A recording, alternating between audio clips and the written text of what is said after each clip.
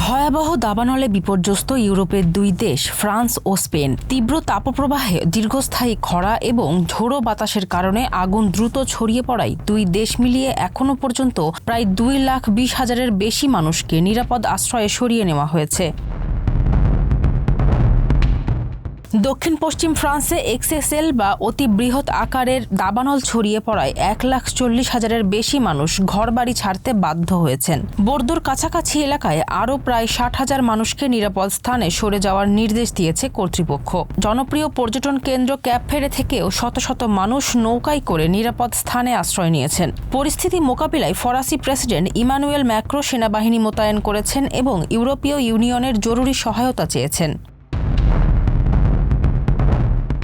অন্যদিকে স্পেনের রাজধানী মাদ্রিদের আশেপাশে একাধিক দাবানল একত্রিত হয়ে এক বেসামাল রূপ নিয়েছে। দেশটির সরকার জাতীয় জরুরি অবস্থা ঘোষণা করেছে। স্পেনের সামরিক ইউনিট ও অগ্নি নির্বাপক বাহিনী আগুন নিয়ন্ত্রণে কাজ করলেও তীব্র বাতাস ও শুষ্ক আবহাওয়ার কারণে পরিস্থিতি ক্রমেই জটিল হয়ে উঠছে।